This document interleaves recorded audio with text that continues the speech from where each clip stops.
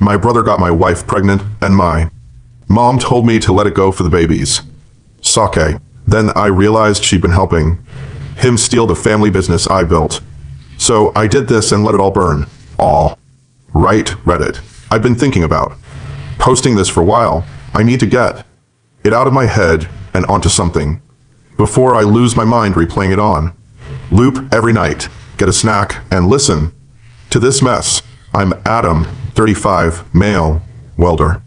By trade, fabricator when the job calls for it. I've been running hot metal through my hands since I was 16 years old. Learned everything from my dad in the shop he built from nothing in Tulsa, Oklahoma. My dad, Hank, started the business in 1987 with a single truck, a portable Lincoln welder he bought off a guy going bankrupt, and about $800 in his pocket.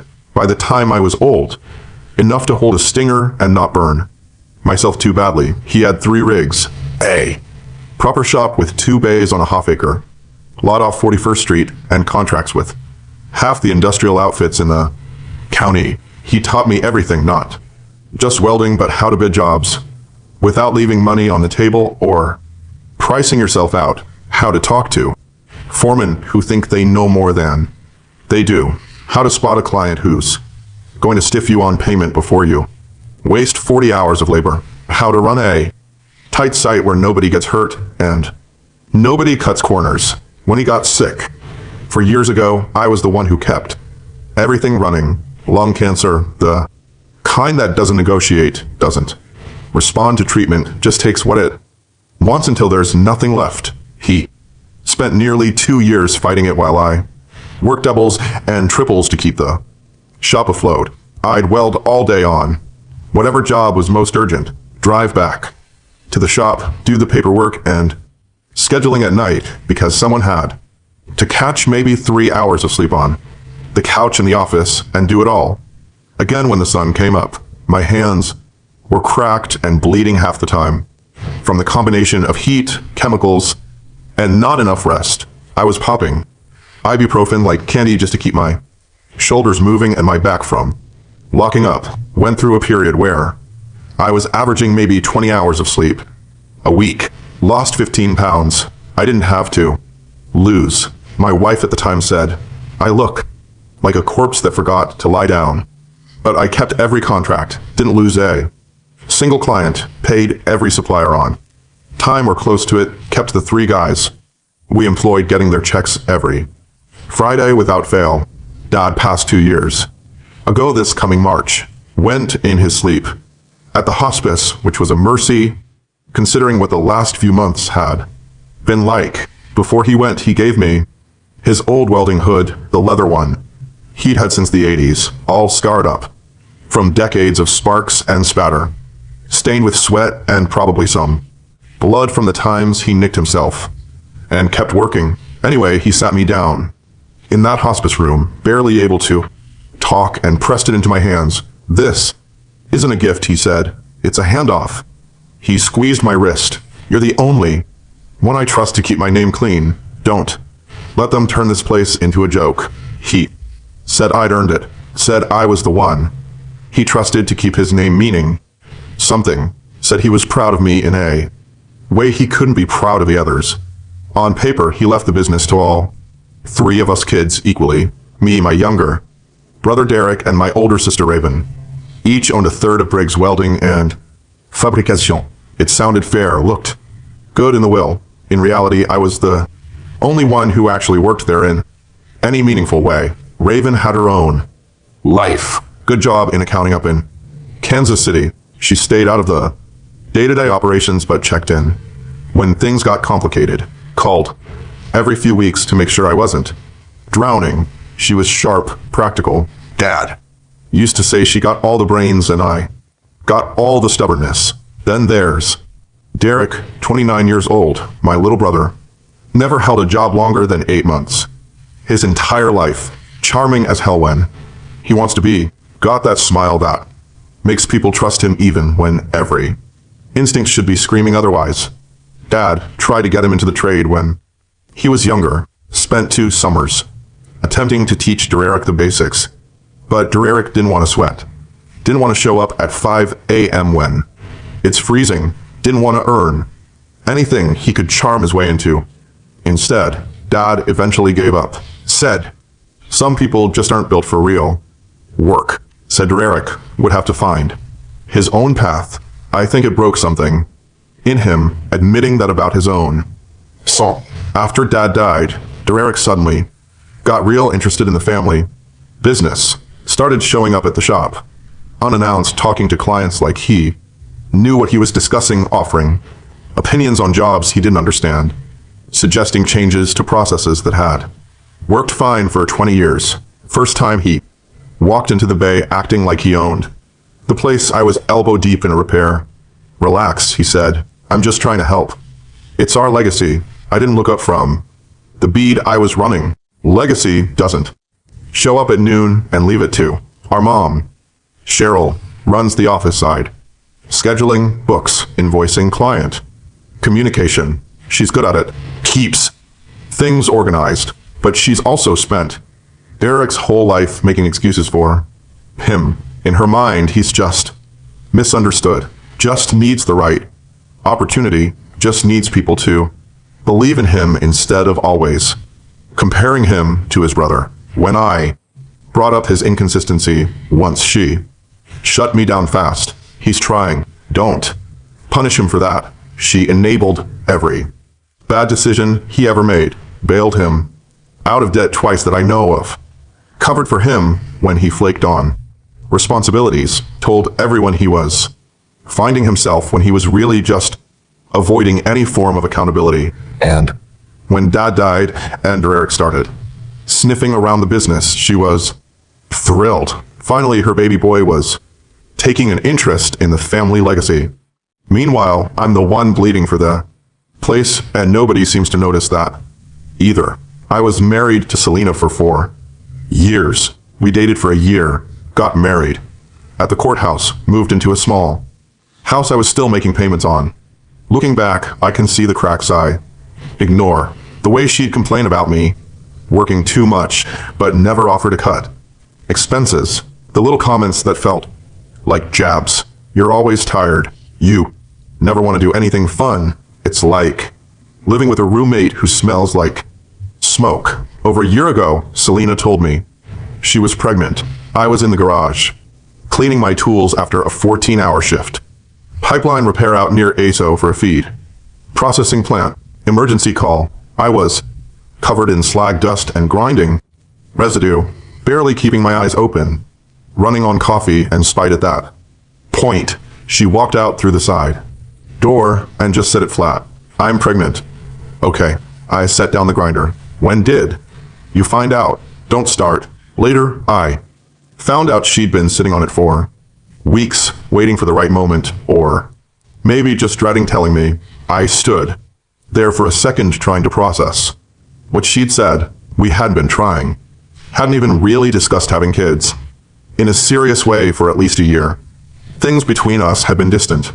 Lately, she was on her phone constantly, going out with her friends more often than usual, coming home late and being vague about where she'd been or who she was with. I figured we were just in a rough patch. Married couples go through that. You push through. You don't bail. But pregnant, that was real and permanent and changed everything. I hugged her, told her we'd figure it out. My brain immediately started running numbers the way it always does. How much I'd need to save over the next several months, what we'd have to buy, whether the insurance through the shop would cover everything, or if we'd be eating costs, whether I could take any time off after the baby came, or if I'd have to keep grinding because there wasn't anyone else to cover the work. She didn't seem as excited as I expected. She smiled when I hugged her, but it didn't hit her eyes. I told myself she was probably just scared. First kid, big life change, normal to feel overwhelmed. Over the next few weeks, things got worse instead of better. She got cold, short with me over everything, irritated by my presence in a way she'd never been before. I'd ask how she was feeling, and she'd snap that I was smothering her. I'd give her space and stay out of her way, and she'd accuse me of not caring about her or the baby. Couldn't win. Either direction I went. Then Derek started coming around the house more often. He'd show up randomly to hang out, watch TV on my couch, eat food out of my fridge. He'd be there when I got home from work, sitting in my living room, laughing with my wife about something I wasn't part of. I'd walk in, covered in grime after 10 or 12 hours of actual labor, and they'd both look at me like I was the one interrupting their evening. I told myself I was being paranoid. Derek was my brother. Selena was my wife. They were family now, and families hang out. Nothing weird about your brother-in-law coming by occasionally, but I noticed things I tried to explain away. The way she'd light up when he walked in the door. More energy than she'd show me in months. The way she'd text constantly and then put her phone face down the second I walked into the room. The way Derek would make little comments that felt like needles dressed up as jokes. How's the grind going, Adam? Must be nice having someone keeping the house warm while you're out sweating all day. When's the last time you actually took your wife somewhere nice? One night he was feeling bold. Somebody's got to keep her company while you're gone. I stopped chewing, looked at him. Come again. He laughed it off. Selena changed the subject, but I saw his eyes. He meant it. I started sleeping worse, not just from the physical exhaustion of the work, but from the thoughts I couldn't shut off at night. I'd lie in bed at 1 a.m. running scenarios through my head, talking myself out of suspicions, talking myself back into them, going in circles until the alarm went off, and I had to drag myself to another 12-hour shift on 2 hours of broken sleep. The worst part was how Selena started rewriting our history, little comments designed to make me question my own memory. She'd say things like, "You've always been distant, even at the beginning, and when have you ever prioritized us over that shop?" When I'd push back and remind her of specific times I'd been there for her, she'd get this wounded expression and ask why I was being so defensive, why I was trying to start fights, why I couldn't just admit that I'd been neglecting her for years. Why are you acting like I did something wrong? She'd say. She was making me feel crazy for noticing what's right in front of me, making me apologize for having eyes and a memory. I didn't have a name for it at the time. I just knew something was deeply wrong. And every time I tried to address it, I ended up feeling like I was the problem. Derek started showing up for family dinners at Mom's place more often, too. He'd always managed to sit next to Selena at the table. Small things that looked innocent if you weren't paying attention, but I was paying attention by then, and I could see the pattern forming, even if I didn't want to believe what it actually meant. One night at Mom's, Derek made a comment about how Selena deserved someone who appreciated her.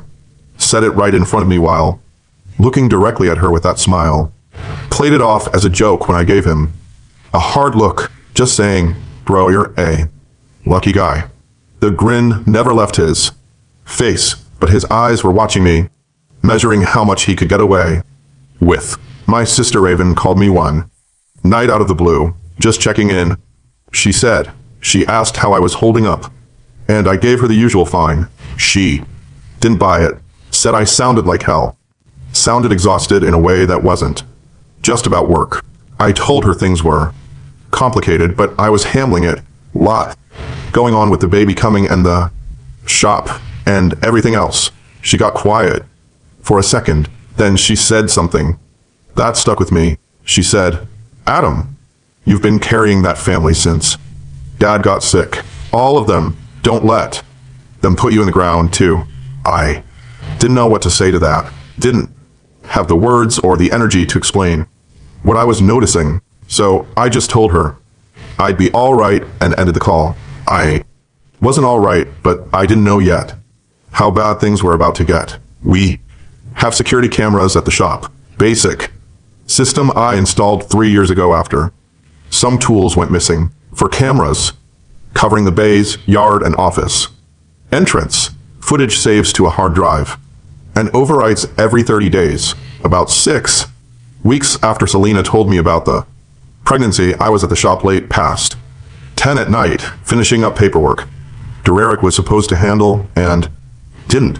I was in the office going through the stack when I decided to pull up the camera footage from earlier that week. No specific reason, just killing time while I waited for some numbers to add up on a spreadsheet. Clicked around, scrolled back through timestamps. I landed on Tuesday night. I'd been out on an emergency call that day. First steam line at a plant near Sand Springs. Dangerous work. Took me until almost midnight to get it patched and safe. The shop was supposed to be empty while I was gone. It wasn't.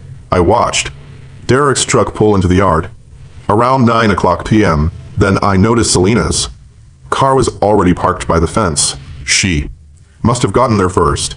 I watched them walk toward the shop together. Derek had his arm around her waist. She was leaning into him, laughing at something. They went inside Bay 2, where we keep the mobile rig trailer and some equipment storage, for about 40 minutes. Nothing on the outside cameras. They were inside. When they came back out, she was fixing her hair. He was tucking in his shirt and adjusting his belt. They stood by her car, talking for a few minutes. Then they kissed. She drove off. He stood there for a minute, watching her go, then got in his truck and left. I sat in that office chair, staring at the screen until my vision blurred. My blood was pounding so hard I could feel my pulse in my temples. My hands were shaking, not from fear or sadness, from something uglier, something that wanted to break things and hurt people. I grabbed a length of scrap pipe from the corner of the office and swung it into the filing cabinet next to the desk. The impact dented the side panel and knocked the whole thing sideways. Then I threw the pipe across the room. It hit a shelf and sent a bunch of parts catalogs and binders crashing to the floor. I stood there, breathing hard, fists clenched so tight. Then I stopped myself. I made myself stop because I've seen what happens when you let that kind of rage drive the bus. You say things that get repeated in court documents. You do things that follow you forever.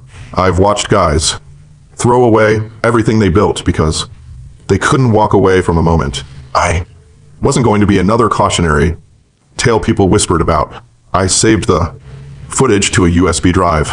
Then I sat in my truck in the parking lot until almost 2 a.m. just sitting there in the dark, while the anger burned down to something cold and hard and patient. I didn't go home that night, slept in the truck at a rest stop off the highway, told Selena the next morning that I got stuck late on a job and crashed at a motel instead of driving tired. She didn't question it. 2 days later, I called Raven, told her everything. She just went quiet for a second, processing. Then she said something that probably saved my life. No confronting, no texting. Don't tip them off. I'll get the paperwork moved. I'm coming down this weekend, and we're going to figure out how to handle this the right way so they can't twist it around on you. Raven drove down that Saturday morning, 4 hours from Kansas City. Didn't even complain about the drive. That's who she is. When things get serious, she shows up. We met at a diner out near Jensen. I brought my laptop and showed her the footage in my truck, parked in the far corner of the lot where nobody could see the screen.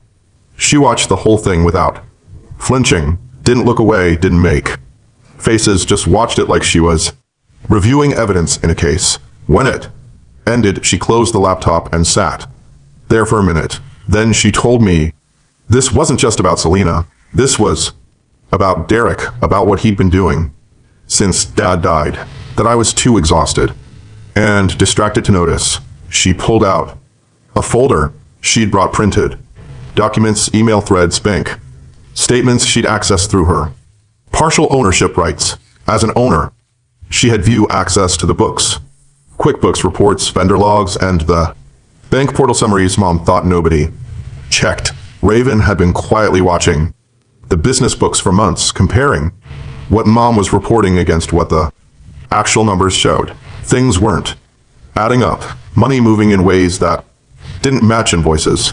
Payments to vendors that seemed inflated. Client deposits that sat in weird accounts for too long before hitting the main business checking. Small discrepancies that added up over time. But the document that made my stomach drop was a draft contract, something Derek had been working on with Mom behind my back. A restructuring agreement for the partnership. If I signed it, I'd be giving up operational control of the shop. I'd become a minority partner in practice, even though I still owned a third on paper. Derek would take over day-to-day management. I'd still work there still well, but I wouldn't have any say in how things ran. And there was a clause buried in the middle, written in the kind of legal language designed to make your eyes skip over at that would make me personally liable for any safety violations or quality issues that came up in the next 5 years. Meaning if anything went wrong after Derek took over, I'd be the one holding the bag, my certification, my name, my responsibility for his incompetence. Raven looked at me across the truck cab. This isn't paperwork, it's a noose. I stared at the highlighted clause. He wants the shop and my neck. Raven said Derek had been laying groundwork for this for months, talking to Mom about how I was overworked and making mistakes, how maybe it was time for fresh leadership, how the business needed someone with new ideas instead of someone stuck in Dad's old ways. Mom believed him because she wanted to, because Derek was finally showing interest in something productive, and she'd been waiting his whole life for that. I asked Raven why Derek would go this far. Yeah, he was lazy. Yeah, he cut corners and avoided responsibility. But this was calculated. This was vindictive. This was a plan executed over months with the goal of taking everything from me. She reminded me of something I tried to forget. Dad's last year when he knew he wasn't going to beat the cancer. He sat down with each of us separately to talk about the future, what he wanted, what he expected. Derek went in there expecting to be named the successor, the new face of Briggs Welding, the golden boy finally inheriting what he deserved. Instead, Dad told him the truth, that I was the one he trusted, that Derek hadn't earned any of it, that if Derek wanted to be part of the business, he needed to learn from me and prove himself through actual work, not just showing up and smiling. Derek walked out of that conversation and didn't speak to Dad for almost 2 weeks. Skipped visits to the hospice barely. Showed up to the funeral. He never forgave Dad for that. And he never forgave me for being the one Dad chose. This wasn't just about sleeping with my wife. This was about winning, proving Dad wrong from beyond the grave, taking everything I had because he felt entitled to it. Raven laid out what we needed to do. I couldn't just storm out and quit. If I left without protecting myself legally, they could blame every problem on me afterward. My name was on safety certifications for active jobs. My credentials were attached to contracts in progress. If something went wrong after I was gone, that liability clause or something like it could still be used to come after me. She knew a lawyer in Kansas City who handled business disputes and partnership breakups. Mean guy didn't play nice. She was calling him Monday morning. Until then, I had to pretend nothing had changed. Keep showing up. Keep working. Keep smiling at Derek and Selena like I didn't know exactly what they were doing when I wasn't around. That was the hardest part. Going home and looking at her, watching him show up at the shop and act like my buddy, keeping my face neutral when every instinct screamed to put him through a wall. But I did it because Raven was right. If I was going to survive this, I had to do it clean. No outbursts, just cold, patient preparation while they kept digging their own graves. The truth came out about 3 weeks later, not through some dramatic confrontation I'd planned, just the way things naturally fall apart when people get sloppy and comfortable. We had a big job going. Structural repair. Work on an agricultural processing facility outside Collinsville. Contract was worth around 40 grand if we delivered on time and passed inspection. Good money, the kind of job that keeps the lights on for a few months. Dererick had been handling the client communication because he wanted to prove he could land and manage accounts. I was running the actual work on site with two of our guys, Jesse and Eddie, both solid welders, both knew the difference between Derek's promises and reality. Halfway through the second week of the job, the client site manager pulled me aside during a break. Big guy named Walter. He said there was a problem with the invoicing. His accounting department had received two bills for the same phase of work, different amounts, different invoice numbers. One came through our official system, the one Mom managed. The other one came from some email address he didn't recognize, but had Briggs Welding in the name. He wanted to know what was going on. Was this a mistake, a system error, or something else? I told him I'd look into it and get back to him by end of day. But I already knew what it was. Derek was skimming, creating fake invoices for work that was already billed legitimately through the main system and pocketing the difference. Classic fraud scheme. Stupid to try on a client this big with a site manager this sharp, but Dererick never thought he'd get caught at anything. I called Raven from my truck. During lunch, she called the lawyer.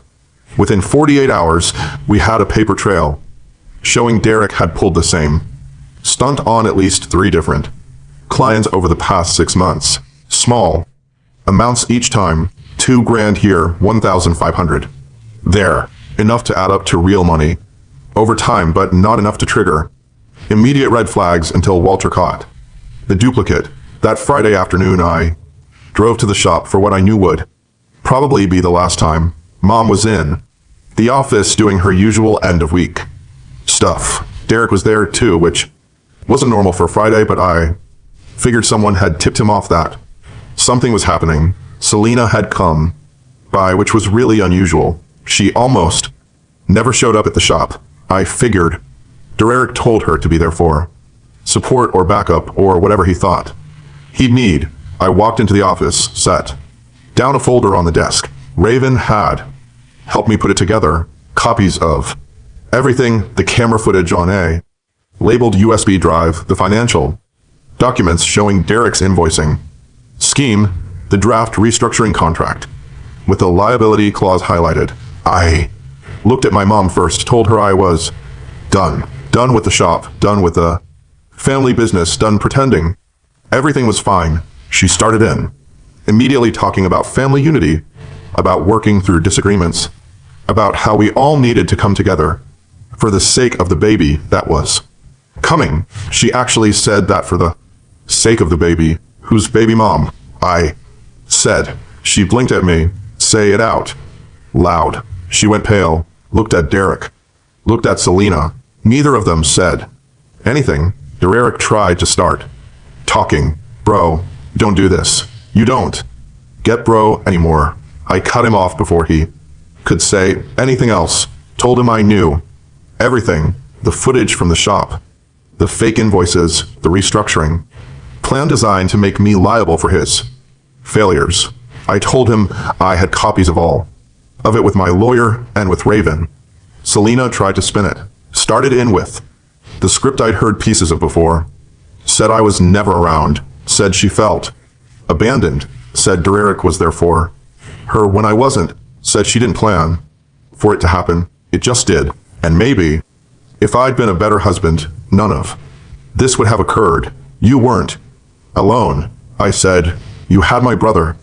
I looked at her for a long moment. You can keep him. I turned back to my mom, told her she could let Derek run the shop. Now, he's been wanting it. Now he's got it. But I was pulling my certifications off every active job, taking my tools, removing my name from any permits, any contracts, any liability. My name was on weld procedures, job sign-offs, and safety paperwork for 3 ongoing contracts. I notified every active client in writing that I was no longer their qualified guy, and nobody gets to use my credentials or signature going forward. You don't get to run reckless. Under my name, she could find someone else to blame when things started falling apart. She said I was abandoning my family, abandoning my father's legacy. I told her the family abandoned me when they decided I was the sacrifice. Play the guy who works until he breaks, so everyone else can coast and complain. I walked out the door, didn't slam it, didn't yell, just left. That night, Raven drove down again, brought her truck in a trailer. We spent 5 hours at the shop loading everything that was legally mine, my personal welding, machines that I'd bought with my own money before Dad even got sick, my hand tools, my safety gear, the toolbox Dad gave me when I started his hood from the wall. Raven took photos and videos. Photo, serial, box, move, she kept saying, made me write up an inventory with serial number. You ever miss being scary? I asked her. I never stopped. Around midnight, headlights swept across the yard. Derek struck. He got out fast, slamming the door, and stormed over, looking like he wanted to start something. You can't just take this stuff, he said. This is company property. Raven stepped in front of him, holding up a folder. Every item on this list was purchased by Adam personally. Receipts attached, serial numbers documented. Your mother has a copy. So does our lawyer. She didn't raise her voice. Didn't need to. You can call the cops if you want. They'll tell you the same thing, or you can go home and let us finish. Derek looked at me over her shoulder. I didn't say anything, just kept loading boxes. He stood there for maybe 30 seconds. Then he got back in his truck and left. We left a notarized copy with the lawyer and sent one to Mom via certified mail, so nobody could claim later that I stole business property. By 2:00 a.m., my truck and Raven's trailer were loaded. I stood in the empty bay where I'd spent a decade of my life and waited to feel something. Sadness, regret, anger, anything. All I felt was tired bone, deep exhaustion that had been building for years. Raven put her hand on my shoulder and said, "Let's go." So I went. The following weeks were lawyers and paperwork and separation agreements. Raven's guy was everything she promised.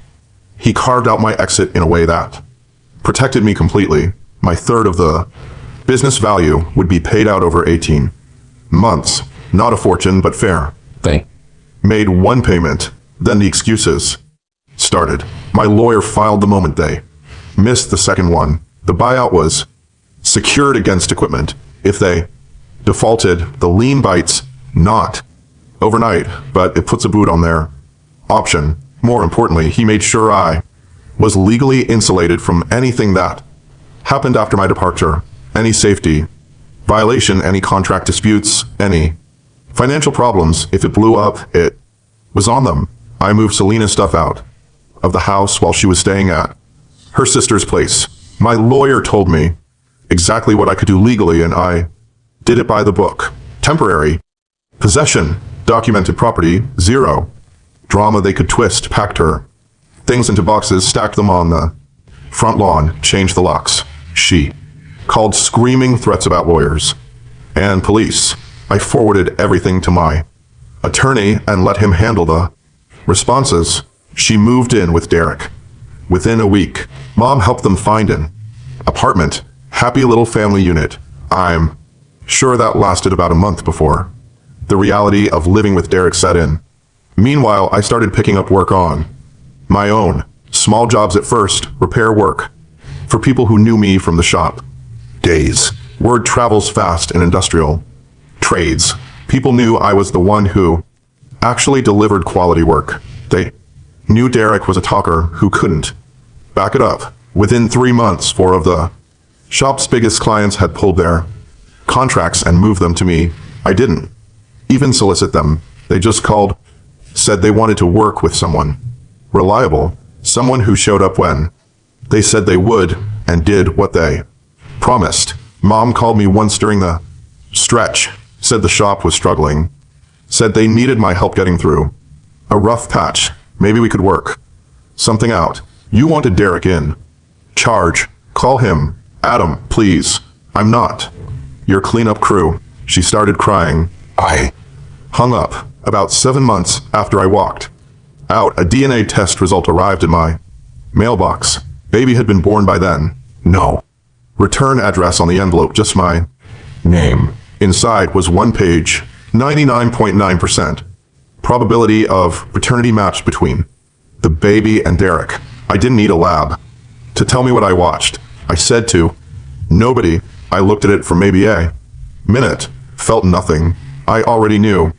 This was just paperwork confirming reality. I put it in a file drawer with the rest of the documentation and went back to work. It's been pushing a year since I left. Here's what happened to everyone. Briggs Welding and Fabrication is functionally dead, not officially closed, but might as well be. After I pulled out, the problem stacked up faster than Derek could make excuses for them. He couldn't manage the jobs, overbid some contracts so badly they lost money even when they finished on time, underbid others, and then tried to cut corners to make up the difference. Promised delivery dates he couldn't meet because he didn't understand how long the actual work takes. Suppliers started demanding cash up front because he kept missing payments. Jesse, one of our old welders, texted me about 3 months in, said Miller Supply had cut them off completely. Could only, and even that was shaky. He said Derek had tried to charm his way through it on the phone, blamed me for leaving them in a bind. The supply apparently cut him off mid-sentence. Said something like, I don't care who's mad at who. Pay the 18 grand or you're done. They lost the account. Jesse quit. The next week, the good welders quit because they didn't trust him to run a safe site. Mom burned through savings trying to keep the lights on. Then came the inspections. I used to handle all the safety compliance, kept everything documented and tight. Never had a serious violation in 10 years.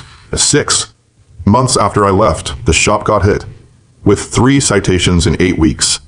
Fines, a stop work order on 1 job. I got a call from Walter, the site manager, from the Collinsville job. Right after the stop work hit, he'd heard the inspector showed up and everything went sideways. Adam, you still the C guy on record for Briggs? Not anymore. Pulled my name months ago. Good, because they're trying to say you signed off on procedures you didn't touch. I've got documentation. My lawyer has copies. That's not my signature and not my problem. Walter grunted. Figured. Just wanted to hear it from you. They've got guys standing around on site doing nothing while your brother argues with the inspector. Real professional operation. I didn't say anything. Didn't need to. A client sued for breach of contract over delays. Mom called me twice during this period, begging, crying, saying the family needed me, saying I was the only one who could fix it. I told her she made her choice when she pushed that restructuring deal and protected Derek over me. Now she gets to live with what she chose. Derek bailed before the final collapse. Typical. Once it stopped being fun and started requiring actual work and accountability, he was gone. Last I heard, he moved to Texas chasing some business opportunity a friend supposedly had. Selena went with him. The baby went with her. She tried to come see me before they left. Showed up at my new shop with the kid on her hip. Said things didn't work out how she expected. Said Derek wasn't who she thought he was. Said she'd made mistakes and wanted to talk about the future. I didn't think it would turn out like this. She said, yeah, that's the theme with you. She held a kid out toward me like that was supposed to change something. He's not mine, I said, and neither is your mess. I told her to leave and not come back. She stood there looking like she expected me to change my mind. I went back to welding. After a few minutes, she left. Haven't seen or heard from her since. Mom doesn't speak to me anymore. Blames me for everything. says, I destroy the family by refusing to forgive and keep sacrificing. Says, I let my father's legacy die because of my. The last thing she said to me was, your father would be ashamed of you. I said, don't use dad like a shield. He'd be ashamed of what you let Derek become. She hung up. Haven't heard from her since. I think about dad sometimes. What he'd say if he could see how it all played out. I think he'd understand. He always knew what Derek was. I run my own outfit now. Adam Brick Fabrication. Just me and two guys I trust completely. We stay busy. Last month we passed QC on a pressure vessel job. Third-party X-ray. Came back clean. Zero rework. Walter referred us to two other facilities in his network. Said he tells people if they want it done right the first time, they call Adam. I kept Dad's hood. It hangs on the wall in my shop where I can see it every day. Reminds me of what he said near the end, that the hardest thing in life isn't the work. It's knowing when to walk away from people who don't value what you give them. Raven calls every Sunday. Last week she sent me a client lead. Friend of hers needs structural work on an expansion. That's what family looks like. No guilt, no conditions, just showing up. The rest of them can figure out their own lives.